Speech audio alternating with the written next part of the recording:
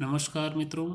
एक प्रश्न रोज का एंथ्रोपोलॉजी डोज का इस सोशल एंथ्रोपोलॉजी के प्रश्नों की श्रृंखला में आपका स्वागत है।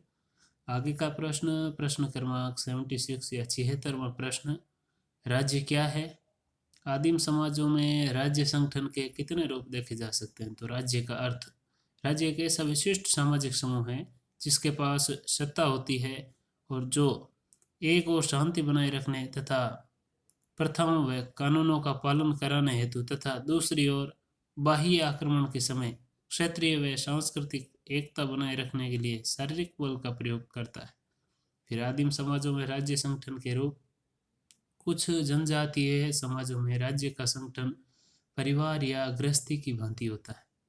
दूसरा, कुछ जनजातियों में सैनिक प्रकार का राज्य संगठन पाया जाता है। तीसरा, कुछ जनजातियों में धार्मिक संगठन राज्य का कार्य करते हैं।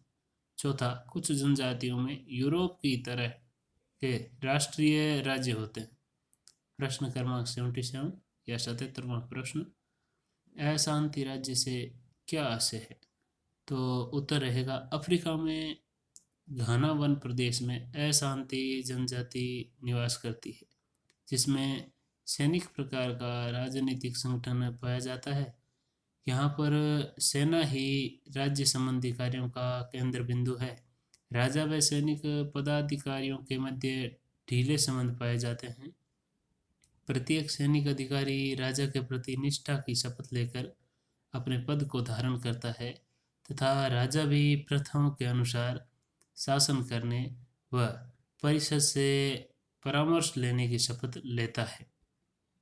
प्रश्न क्रमांक 78 या 78वां प्रश्न। यह प्रश्न है, स्वाजी राज्य को स्पष्ट कीजिए। तो दक्षिण अफ्रीका में स्वाजी जनजाति का एक गणराज्य है। इसमें राजनीतिक जीवन का संगठन परिवार संगठन की भांति पाया जाता है जिसमें एक राजा होता है जो नातेदारों द्वारा निर्धारित अनेक परंपरागत उत्सवों व त्योहारों को मनाता है। राजा के संबंधी सूचना केंद्र व सैनिक चौकियों का कार्य करते हैं और राजा के निकटतम संबंधियों का विशिष्ट प्रभाव होता है।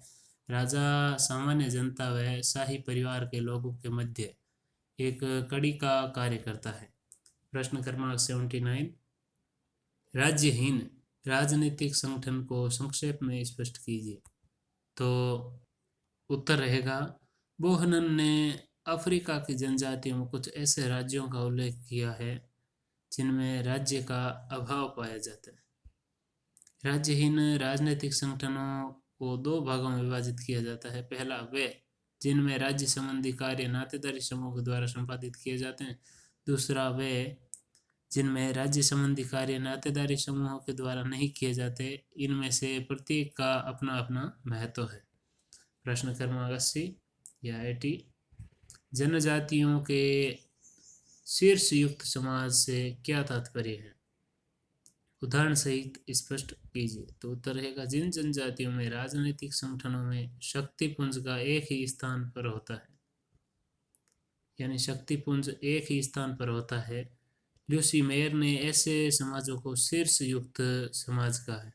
ऐसे समाजों में एक नायक ही राजनीतिक सत्ता का स्रोत होता है।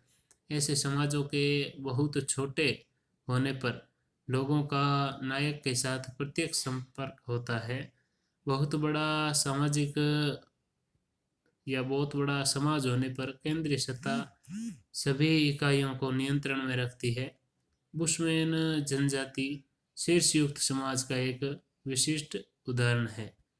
बहुत बहुत धन्यवाद। आगे के प्रश्न अगले वीडियो में।